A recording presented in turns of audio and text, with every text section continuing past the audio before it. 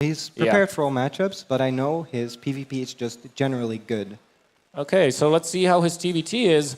Introducing, however, first in the top right corner on the first map of the series, that is going to be Frost. It is from AT Gaming, the Dutch homeboy. uThermal, give it up for him.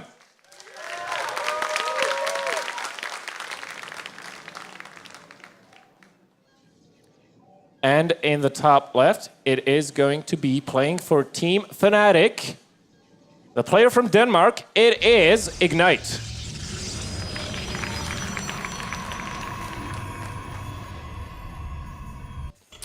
So there we have both of the guys just kind of opening up, very standard, doing their builds, doing their thing.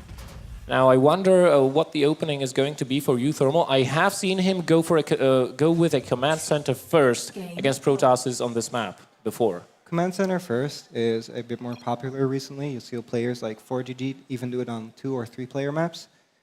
So it's definitely a big possibility. Seeing it's Frost, it'll take Ignite a lot of time to scout him, and there is little chance Ignite will blindly go for an aggressive build because it does the risk of not finding uThermal early is quite big. So I do think CC first would be a great decision, and probably what he will do indeed. All right. Well, let us see. We will see very, very shortly here, as usually the barracks are built at 12 supply. The minerals are starting to rise a little bit. There's the gateway from Ignite, however, so he's not going to be doing anything risky, such as the Nexus first, which would be hilarious versus Terrans. But it doesn't look like uThermal is going to be building the barracks, so I guess we were right. He's going with a command center first, sending down his SCV at 300 minerals, so it gets down there when you have 400 exactly.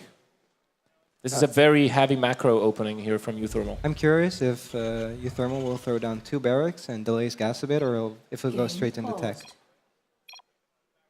Oh, we'll probably have to replace the in-ear headphones for Ignite here, as it seems that one side is not working, so we'll have a little bit of a break. But you can watch us. You can watch us, exactly. And we're not going to be talking about the game, right, guys? No, the weather. The weather. Actually, it rained here yesterday. Yeah, but it's it's so warm.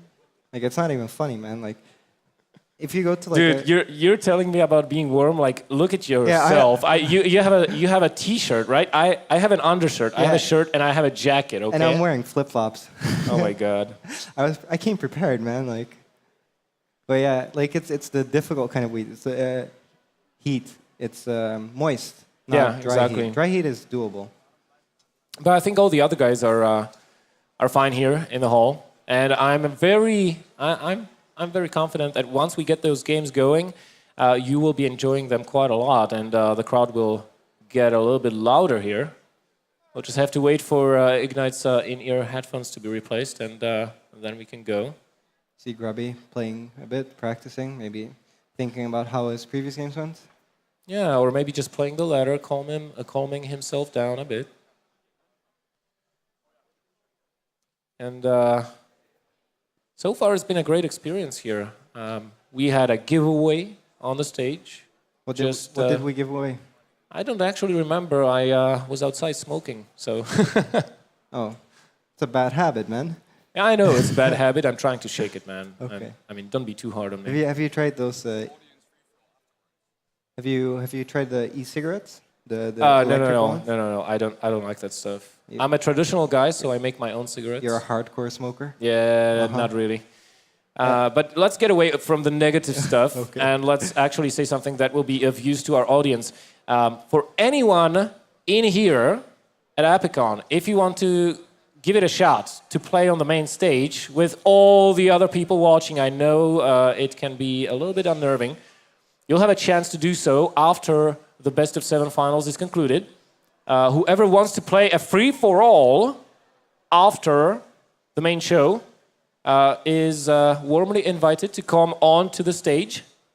And we'll even cast you. I'll stay at the caster's desk, and I'll be joined by the German player, the Zerg player, Lambo. And we'll be giving you a good show. If you want to do that, then you're very much welcome to do so. This will take place after the finals. The stream will go down, so unfortunately you guys on the stream will not see it because the show on Twitch ends with the finals. But for those of you staying here at Epicon, we'll continue to have lots of fun. It looks like the admins are very, very concerned about the in-ear headphones here for Ignite, but it looks like everything is ready as of this time. So we should go back into the game. I think we're back in the game. And why don't you give us a round of applause for the production crew, by the way. These guys are absolutely awesome. The production from ESL Benelux has been top-notch, and everything is running smoothly. So, uThermal, as we said before, getting the command center. How many barracks do you think he'll get? Sometimes Terrans play it risky. They get 1 barracks and then follow it up with a gas, or get 2 barracks in gas. But sometimes you see no gas and something like 4 barracks, a little bit delayed. This is played on Alter Zim sometimes. He does get the 2x, and I think that's because he never sent out an SCV scout. I think if he would have went for 1 barracks into gas, he would have probably sent out an SCV scout a bit earlier to see if he could find his opponent and be a bit more prepared. He chose to get more minerals and use those minerals on a 2nd barracks instead. All right.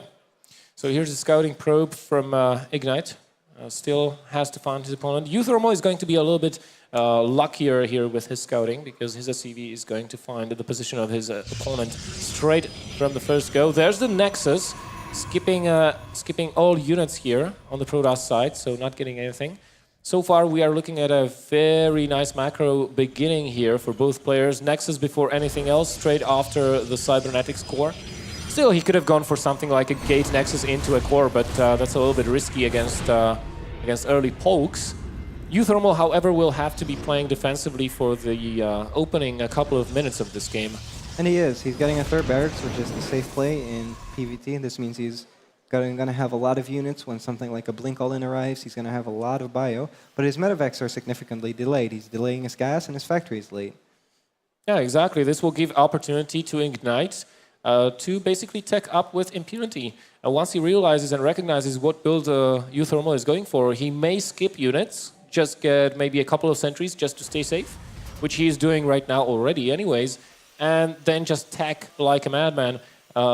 And from the games that I saw before of him, he's not really a fan of rushing Storm, which, you know, this is the way Shark plays it. This is the way Hearthstone plays it. But Ignite, from the games we saw in the loser bracket, he used to prefer Blinkstalkers for drop defense and Colossi, and then slowly move to Storm once he gets to 3rd base. Yeah, I think that's definitely a possibility. What's interesting is that uThermal actually delayed his gas quite a bit and made a lot of Marines. So he's actually going to do a little Marine poke to try and bait and fold an overcharge. But what he doesn't know is how many Gate Ignite is making. So this could be devastating. Losing all the Marines and then having counter pressure on you could just be a game-losing move for uThermal. Yeah, exactly. And I think we have we do have a probe hidden in the center of the map below uThermal's natural base, and 5 more gates have been queued up. So this is going to be 6 gates against these Marines. Force fields are available. All it takes is for uThermal to make 1 misstep, not pull back in time. Oh my god, he's moving forward with the entire Marine force. He's not even sending forward a scout. There's the photon overcharge. There are the force fields, perfect force fields here to cut off the Marines, but uThermal reacts instantly, targets down the sentries. This is exactly what he needs to do, but all of the Marines eventually have died, and now Ignite can push. There's the proxy pylon. He can actually warp in a round of units back home and move them forward. And are there any bunkers at the front? He's building 2 now. I think Ignite messed it up a little bit, actually. He could have probably saved more of his sentries. Like, he slowly moved back his sentries and ended up losing 2. So that was okay-ish for uThermal, but he's in a lot of trouble with this push coming at his front door. Yeah, however, with 2 bunkers, well, he does not have quite enough units to fit in there. Not enough Marines. He's got a couple of Marauders, but the Marines are the DPSers of the Terran army. I mean, the Marauders are going to help versus the Stalkers, but all it takes for Ignite is to warp in enough Zealots, have good force fields so that he can prevent the repair, and he might be just able to break the natural. He needs to pre-pull SCVs and put them at the front of the bunker. This is scary. Yeah, this is very scary for uThermal right now. This is an entirely different Ignite than what we saw in the losers bracket, let me tell you that. And here we go. Ignite pushing forward, no force fields as of yet. There we go. Preventing at the same time the retreat of the Marines. First bunker is down, second one is still holding, kind of. 1 or 2 force fields remaining. The sentries are not getting targeted down. The repair has been prevented. The third bunker cannot be occupied because of the force fields. Stim is still not done. This is looking terrible for uThermal. Ignite is just pushing on. G is cold.